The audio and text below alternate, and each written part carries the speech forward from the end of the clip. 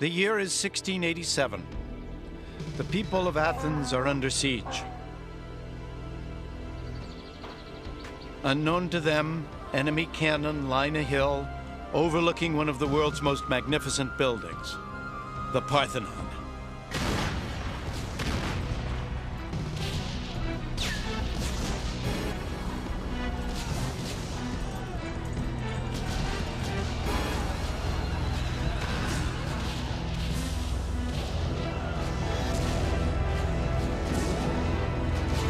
Tragically, the Parthenon had been used to store, of all things, gunpowder. One of the most beautiful buildings ever conceived, it was almost completely destroyed.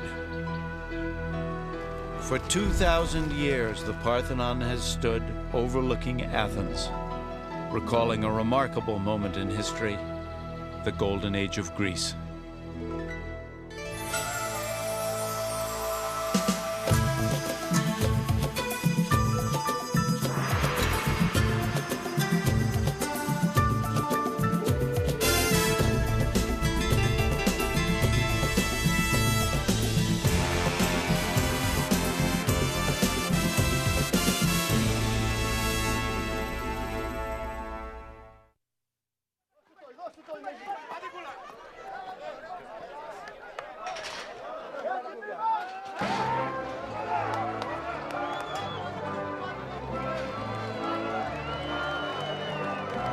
The city-states of ancient Greece were all highly competitive, but there was one state that expected to win and usually did. It was the powerful, brilliant, daring city of Athens.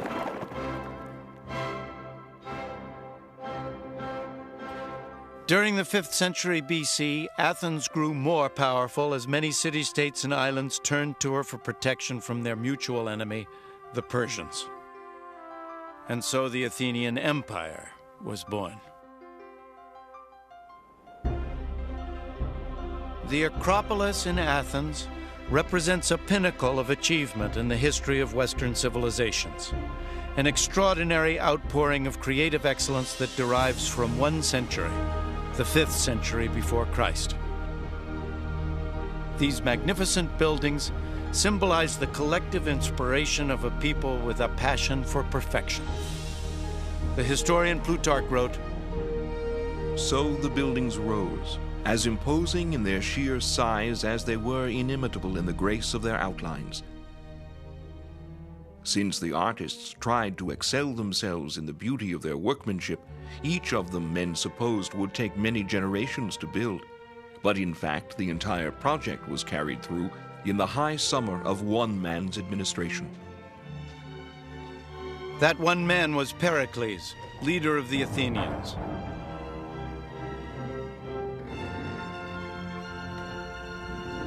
Pericles built the Parthenon to house and honor the deity to whom the city was dedicated, the goddess Athena. In her hand was a 6-foot statue of victory. Adorned in gold and ivory, Athena soared 39 feet high. Pericles came to power in 461 BC. Athens flourished as few cities ever have. Pericles paid for the magnificence of all of Athens out of taxes collected from other city-states in return for protection. Ours is no workaday city. No other provides so many recreations of the spirit. Our love of what is beautiful does not make us soft.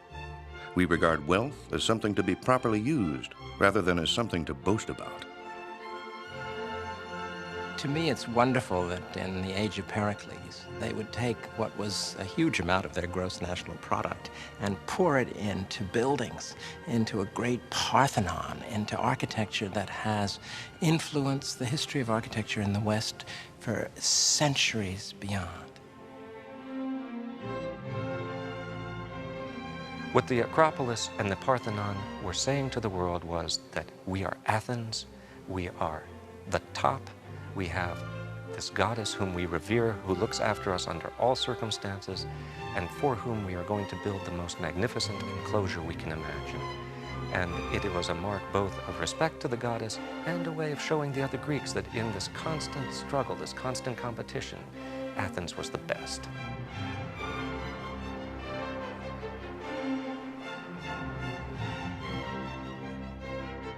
The city was completed within 50 years, designed by the finest architects in Greece and adorned by the greatest Greek sculptor, Phidias. It was a workforce that brought together the best craftsmen from all over the Mediterranean. Athens buzzed with new energy and, most of all, new ideas.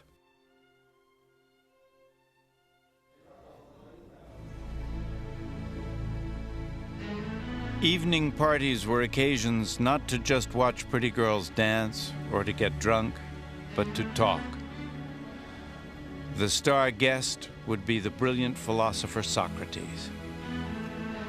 Usually all male affairs, there was one interesting exception. Foreign women seized in war often became captive entertainers. One particularly clever and beautiful courtesan was Aspasia. Pericles fell deeply in love with her and shocked everyone by marrying her. Even Socrates was said to love her company. It must have been mind-blowing to be part of that atmosphere of the 5th century in Greece. So much was being invented that we have inherited. We think now in terms of Greek words, philosophy and rhetoric and politics and geography and biology. All of these things were just being discovered and discussed. Everyone was questioning. These were the first people to calculate the position of the Earth, Moon, and stars, and the first to conceive of the atom. The classic age of Greece produced some of the world's greatest and most original minds. The philosophers Socrates, Plato, and Aristotle, the mathematician Pythagoras, the poet Pindar, the playwrights Aeschylus, Sophocles, and Aristophanes, the historian Herodotus, and the father of medicine, Hippocrates. These were some of the greatest minds that have ever lived, and they were all alive in this small town, more or less at the same time.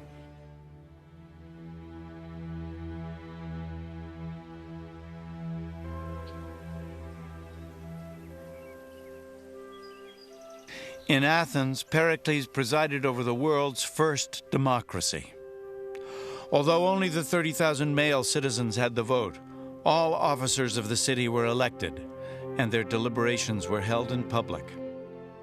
It was an idea that outlived the kings and tyrants of succeeding centuries to emerge again in the democracies of the modern world. Our founding fathers knew Latin and Greek. They read the authors. They understood the classical tradition of a rule of law against tyranny. I never cease to be amazed at the originality of the Greeks in inventing, really, democracy as we know it. It didn't exist before. There were tyrants and tribal leaders, but public participation in governance, in decision-making on the part of citizens, started really with the 5th century in Athens. Particularly under this extraordinary leader, Pericles, there was an opportunity for citizens to participate. It wasn't we, they. Everyone had to do it. Everyone had to give part of their time to be experienced in government. And you had majority rule. You had public debate. Everybody got into the act.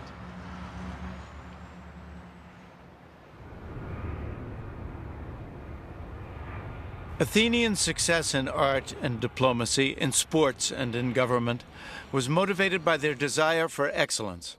Ultimately, it was a spiritual commitment, this passion for perfection. Acropolis, it is not the house of a governor. It is not an administrative center, and it is not a shopping center as well. It was the temple of Athena, of a goddess. They wanted to serve, they wanted to create something above themselves, above their height. It wasn't like a modern church. It wasn't a place where you would go in and worship quietly. The sacrifices were performed outside, in part for hygienic reasons, after all. If you're slaughtering a bull, you don't want it on the floor of your temple, but also because the smoke had to rise to the gods. And in the meantime, since the divinity was thought to dwell in his or her home, you didn't want to get too close. You wanted to maintain a kind of deferential or respectful distance, lest inadvertently you might do something wrong and get somebody very powerful really angry at you, and that's always a bad idea.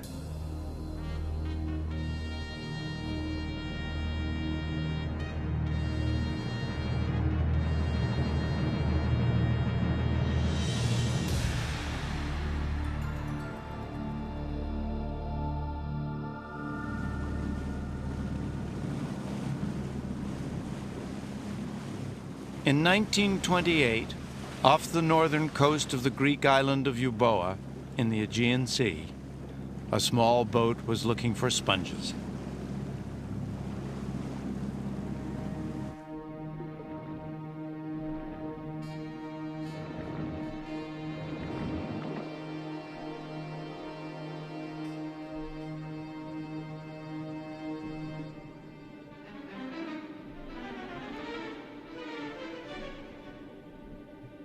The diver saw a strange shape beneath the sand.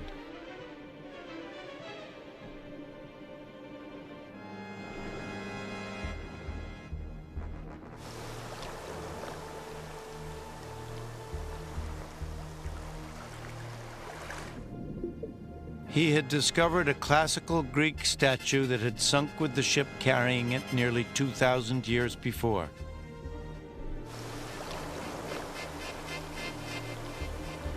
Many now believe this rare bronze was Poseidon, Greek god of the sea.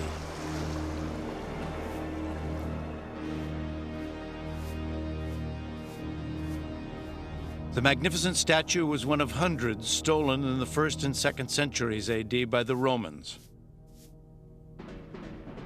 Gods like Poseidon were thought to have a very real power over the lives of ancient Greeks.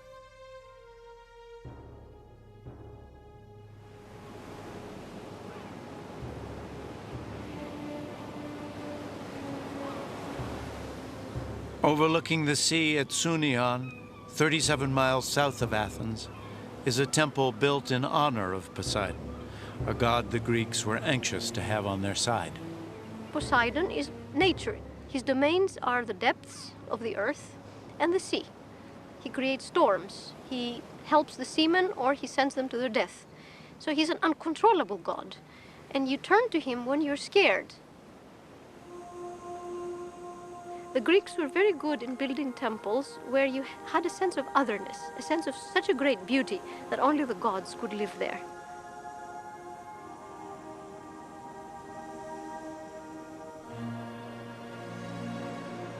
Up on Mount Olympus lived the pantheon of Greek gods. There were gods for everything: love, fertility, wisdom, anger, jealousy. But one Greek god stood above the rest: the all-powerful Zeus, ruler of the world and of the gods themselves. These gods were not imagined as spiritual beings. They had very human characteristics and were known to interfere in the lives of humans on the slightest whim. They could be rational and helpful, or mischievous and vindictive. Anyone who offended them could expect terrible vengeance.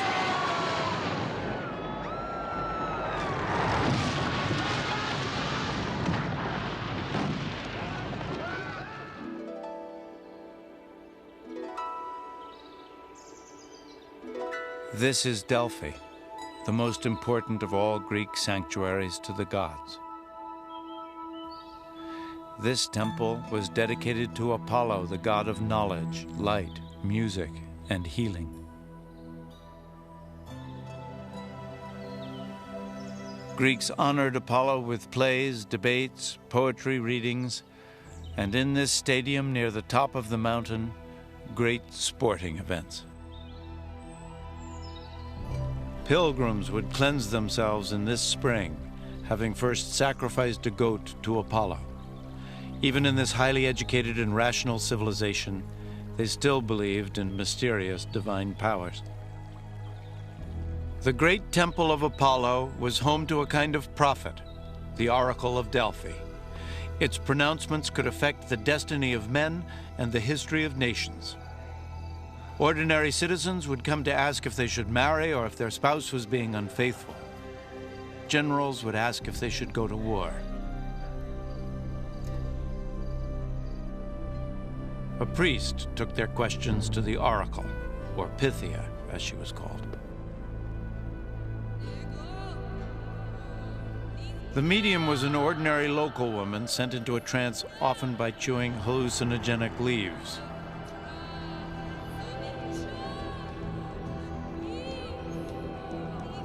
Her answers were always garbled messages that the priest would interpret more ambiguously still, leaving supplicants to choose the meaning that suited them best. At times, the answers were simply misunderstood.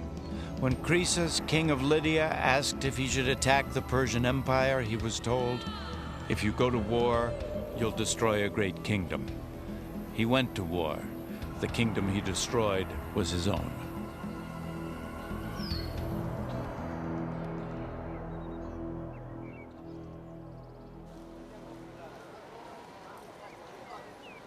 Greek sanctuaries were bursting with life, and we shouldn't imagine them as pristine with their white temples and clean-robed priests. There were vendors there, there were musicians, there were camping grounds around the temples, so everything was full of life. Thousands of people came to Delphi every 4 years for a 5-day festival. Moving up the sacred way to Apollo's temple, passing 3,000 statues, and treasuries filled with the riches of various city-states. Pilgrims were expected to offer whatever they could afford. It was even said that King Midas sent his own solid gold throne, all in the name of honoring Apollo. But it was also at Delphi that another unofficial ritual took place, honoring not Apollo, but a very different sort of god.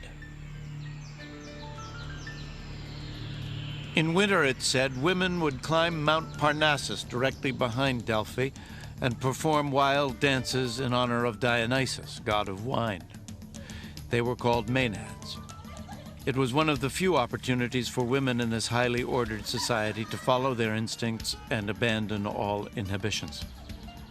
Maenads were followers of Dionysus, so to say, liberated women who leave the household and go out in a completely female bond atmosphere. And they do dances and picnics, probably harmless things, but because they do it by themselves, the male imagination made them do monster things. They thought that they were fornicating and having orgies and eating raw meat and so on. Such private rituals later became public events and the beginnings of what we now know as theater. All drama originated as part of religious festivals. And they had the god Dionysus, who was the god of everything delicious. And people used to go out and celebrate. And this led to poetry, the dithram, and then they introduced male figures in masks, and gradually you got what we now think of as tragedy and comedy. This amphitheater at Delphi is one of hundreds built by the ancient Greeks. Here, plays were produced that are still performed today. Many were about women. Elagavala is a well-known Greek actress who has played most of the female roles in the classical plays. Most of the women were kept at home, but they were very powerful personalities. They were running the house and the lives of their husbands. Eula is preparing to rehearse Medea, one of many plays about the terrible things that happen when a woman's passions are unleashed. Of course, this woman power closed into those beautiful houses was mysterious too for men. It was that other world that they wanted to know more, experience more. And that's why they chose women as their heroines for their plays. Theater became absolutely central to a way of life. They would have a whole day. You'd start in the morning, you'd get 3 plays, and they went on a long time. You had subsidy from the government, and you also had private support from the very rich. And you had political debate. You had a sense of involvement. The chorus was a device that represented the people. And the stories were often known from mythology, but it was the way they were played out that really captured the imagination of an entire populace. Passion is the way to courage! Medea is about a woman driven to unspeakable acts of revenge when her husband betrays her for his own personal gain. You could have stayed in Corinth. Medea refuses to accept her husband Jason's decision to abandon her in favor of the king's daughter. Instead, you talked like a fool. And now what? And now you're banished. The tragedy of Medea is that she gives up everything for Jason. And in a male-dominated society, she's powerless to prevent him deserting her and her children.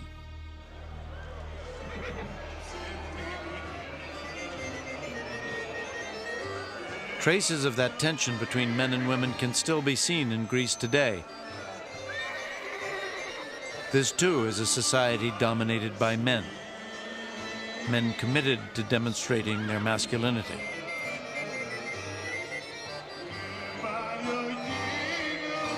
No women are performing in any roles in this summer festival, not even dancing.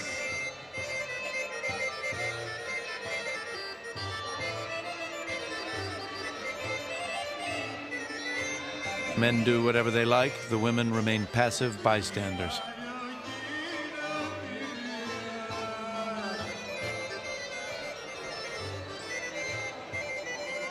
Athens has been described as a boys' club, and in some ways this is very, very true.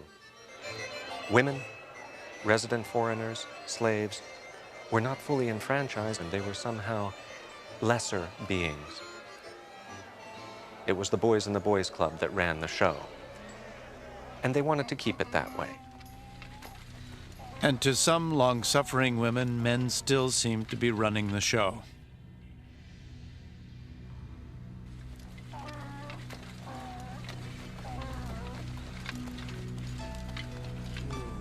Coward. I saved your life, and every Greek aboard the Argo knows it. And after I endured all that, you crawl to another woman.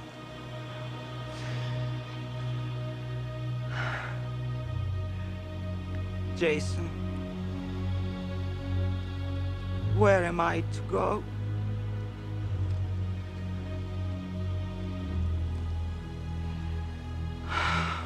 In her desperation, Medea reaches a tragic conclusion, that her only possible revenge is to kill her own children. Well, you take a play like Medea, which so speaks to a society now in which divorce is rampant, in which men and women get so angry at each other, in which child custody is an essential issue. And you see it played out with an intensity of emotion that absolutely brings you to tears. Women like Medea, Helen, they're women that we see even today. We women, we have today the same problems. Problems with the relationship with men, in our family with husbands.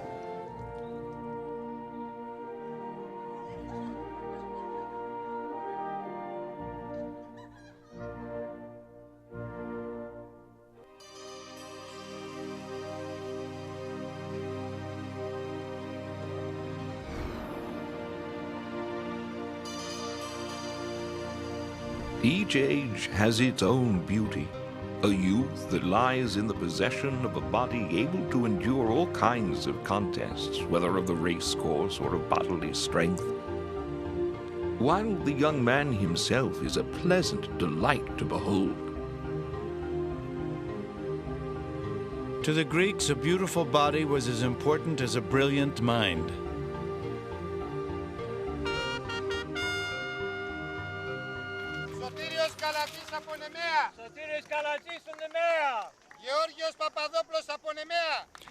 It was in this stadium where the Nemean Games were held, one of the four great religious and athletic festivals of ancient Greece. The original stadium held 20,000 spectators. The site was excavated by Professor Stephen Miller, who is restaging the games. I'm not going to do that, no? His heralds have to be coached and dressed. Have a safety pin? In the original games, the officials would have been chosen from each city-state. I usually get a dinner, before this happens. Can I just see? The ancient Greeks did not take weekends off. They worked every day except for the more than 50 religious holidays and sporting festivals. They'd come in, clusters of family or friends, spread their blankets, break out their wineskins, and sit and watch the games. You should also imagine cheering sections. We have actually found evidence in the form of concentrations of coins that show us, for example, across the way, it was the center of the Corinthian cheering section. It's almost all of the coins that have come out of the stadium from Corinth are there.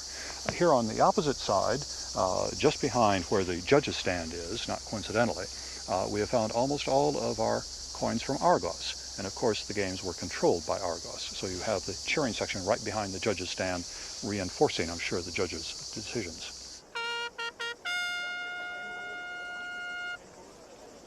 At the stadium site, Miller made a remarkable discovery, a starting line with holes in it. From this, he reconstructed the ancient starting mechanism, the hisplex. I think you can hear the torsion. And what we have is a mechanism that, like the elbow when the arm is straight up, falls forward. And I think it's important to listen to the smack that it makes when it hits. Ropes were held in front of the athletes by posts that an official would drop, simultaneously releasing the competitors. Okay, ready, set, go. Originally, athletes competed in the nude and women were excluded from the games. But one woman, determined to see her son compete, dressed up as a male trainer. When her son won, she jumped over a fence in her excitement. All was revealed. After that, even trainers were required to be in the nude.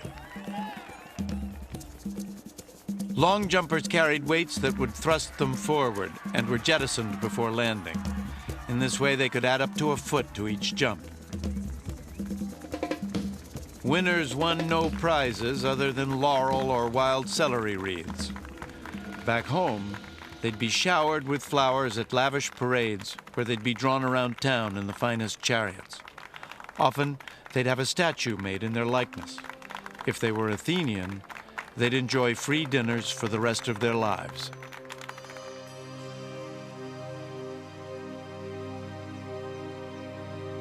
The most important games in Greece were held every 4 years in this valley, at Olympia.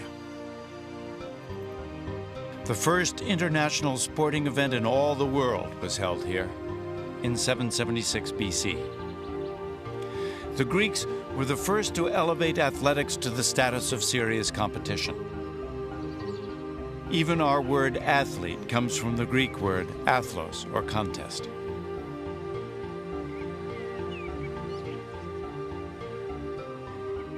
But the Olympic festival was first and foremost a religious occasion.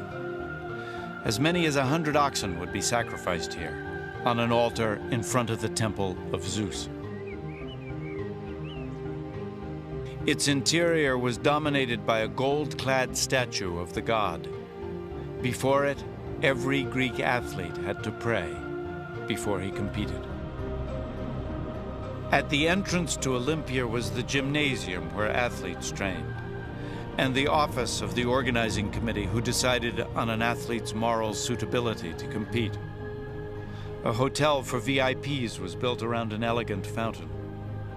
At the far end was a mini United Nations, States were required to cease all hostilities during the games and met here to work out their differences. Central to everything was the great temple of Zeus. You didn't go just for the athletics. You went for the religious festival. You went to sacrifice to Zeus. You went to talk to people you knew from Argos or Sparta or Athens or Thebes. Herodotus might come and read the latest chapter of his histories to see if it was going to sell. Pindar was waiting in the wings for an athlete to win so he could get a commission to write a poem. Myron the sculptor was here hoping to get a commission to do a sculpture of a victorious athlete.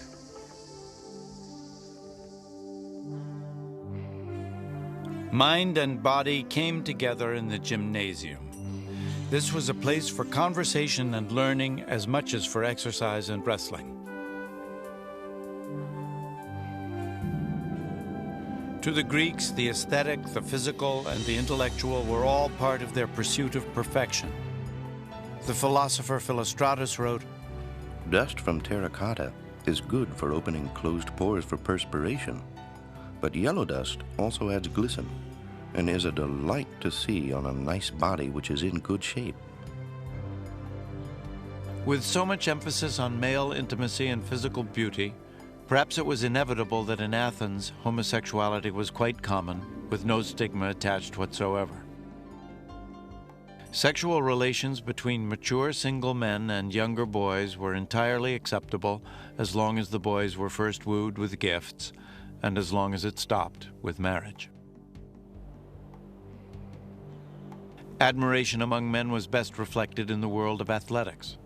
Stephen Miller found some interesting graffiti in the tunnel at Nemea. Perhaps one that stands out the most clearly is Epicrates' kalos. Epicrates is beautiful. And if we look over here at another graffito, we have the same name, Akrotatos is beautiful. Of course, not everybody agreed. Somebody came along later and scratched the Greek phrase to grapsontos, which is the rough equivalent of our modern expression, says who. Akrotatos is beautiful, says who.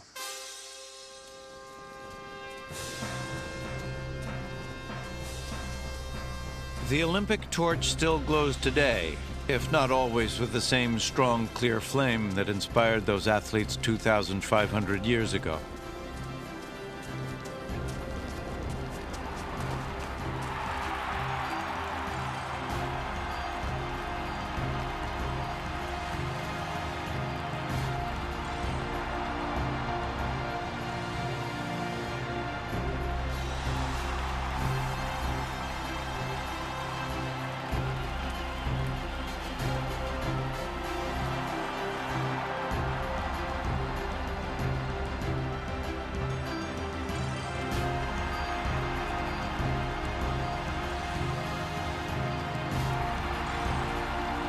But it does sometimes carry forward the original goal that once every 4 years the nations of the world should forget their disputes and come together in friendship and open competition.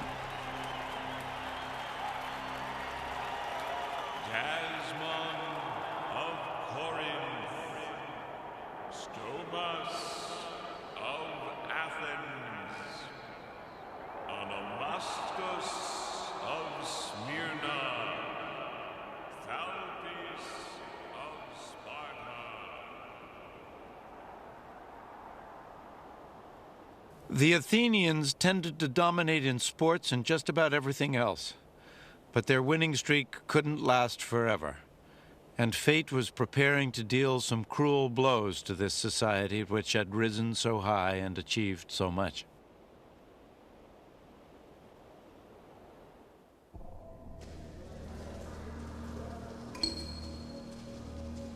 In 399 BC, the Athenians did a strange thing.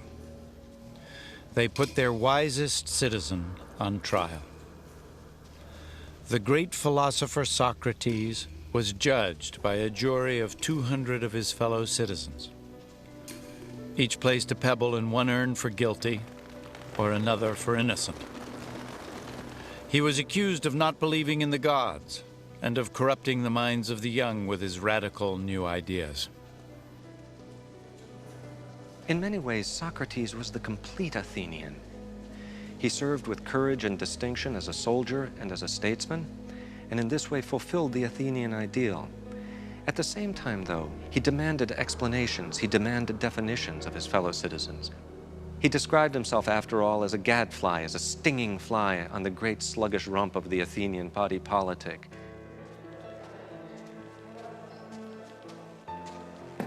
Socrates was found guilty.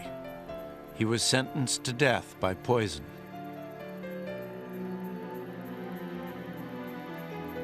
His trial and conviction would never have happened earlier under Pericles' rule.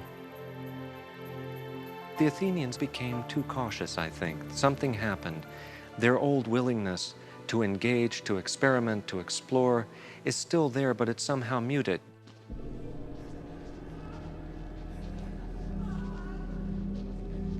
The change in Athens had its root in events decades earlier. In 430 BC, a terrible tragedy befell Athens. A plague that was said to have come from Ethiopia, then passed through Egypt and Persia before finally reaching Athens. It was a disease that killed almost everyone it touched, and it swept through the city. The historian Plutarch wrote, "There was no record of the disease being so virulent anywhere else as it was in Athens. People in perfect health suddenly began to have burning feelings in the head. Their eyes became red and inflamed. Some, too, went blind and suffered from total loss of memory." Pericles' own sister, and then to his horror, his son, caught the plague, and he was already burdened by a disastrous war with the Spartans. Pericles had brought the entire population of the Athenian countryside within the great walls of Athens, and sanitation, one can be sure, was primitive, and a disease like the plague spread like wildfire. As it did, its effects were no less devastating morally than physically. All the old laws, the things that the Athenians had relied on to hold their society together, were shredded.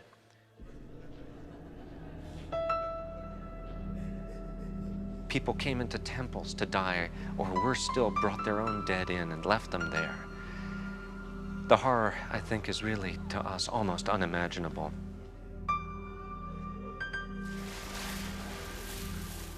Inside, there was a feeling of burning. Many of the sick who were uncared for actually plunged into the water tanks in an effort to relieve the thirst. It was unquenchable.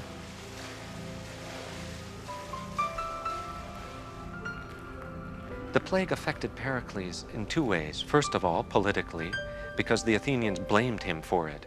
And for the first time in 15 years, he was not elected to the office of generalship that he had held for so long. Shortly thereafter, he himself caught the plague and died. And with the death of Pericles, a certain style of leadership died as well.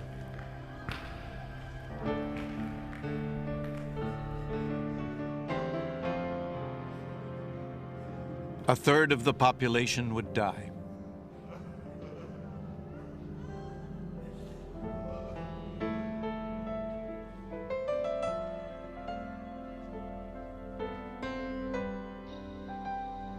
Without Pericles' leadership, the Athenians were lost. They started to make reckless decisions.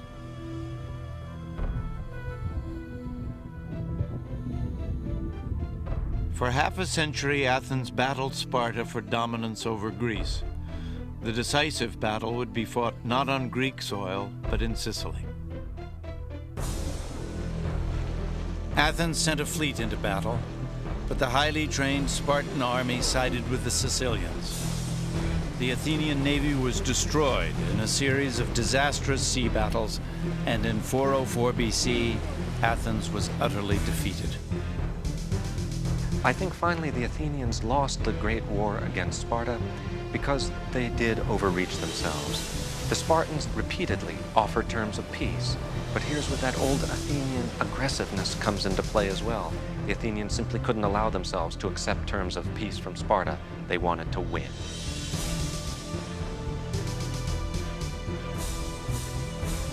The defeat of the Athenians in Sicily left Sparta as the dominant power in Greece. Athens had everything going for it, but I think that it declined for many of the same reasons that made it great. That aggressiveness, that competitiveness, that need to be first and best, wore them out.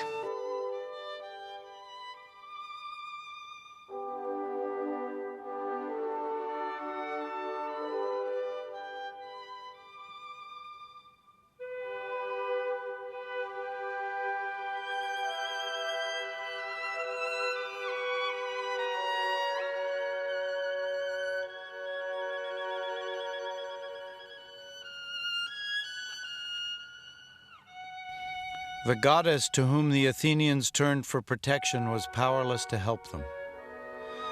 This relief is called mourning Athena. Socrates became the scapegoat for the decline of Athens. In prison, his friends offered to help him escape, but he refused. Plato wrote, He said he had lived in Athens all his life. For 70 years he had been content with the city and its people. Why should he now run away from it like the lowest slave? The hemlock leaves were crushed.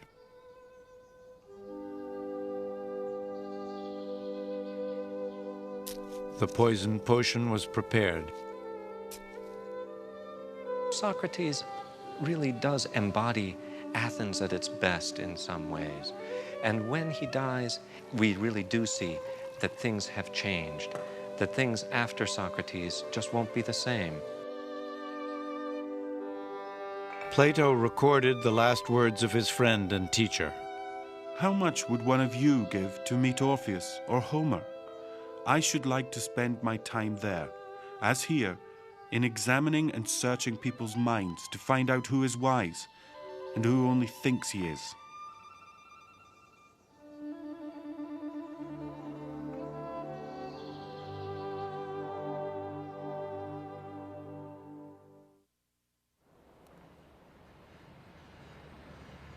Socrates' ideas live on to this day, but over time his beloved Athens became part of other empires. The Macedonians, the Romans, the Ottoman Turks. In 1971, its crowning glory, the Parthenon, was discovered to be in danger of final collapse.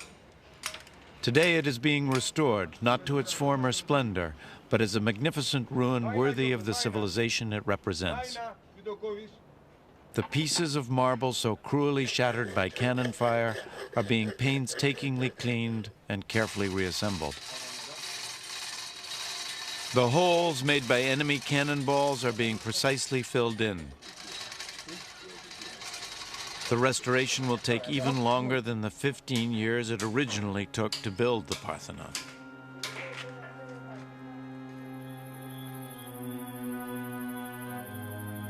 After its destruction in 1687, the temple was pillaged by treasure seekers. The Turks who ruled Athens at the time were easily bribed. Any passing visitor with enough money could walk away with one of the great sculptures.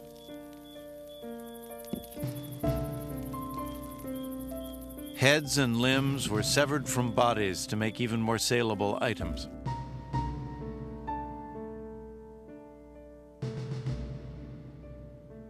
All over Europe, eager salesmen offered their plundered treasure to museums and private collectors. When a young English aristocrat, Lord Elgin, arrived in 1803, this was the situation he felt justified his removing any remaining sculptures.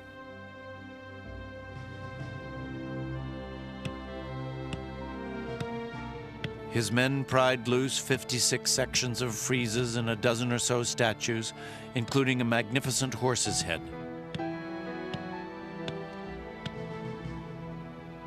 It took 22 ships to carry the marbles to Britain. One was wrecked en route.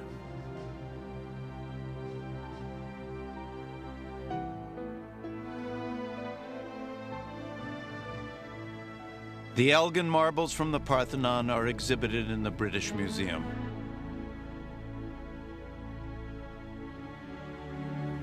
I entered a very large room, and there I saw the beauty that overwhelmed me of these Elgin marbles. I got so excited, I had goose pimples all over my body. I couldn't speak, I was just on a trance. The beauty was so powerful. I was silent for a very long time looking at that beauty. And then I felt sad because I couldn't see in my country those marbles. It's very sad for us not to have that great experience here in Athens every day.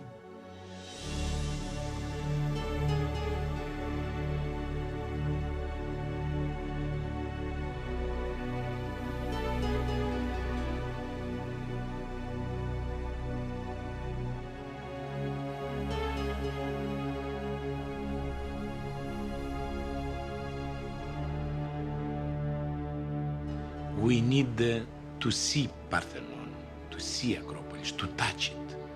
It is a reminder of what we have achieved. The exercise of reaching to the perfect was done.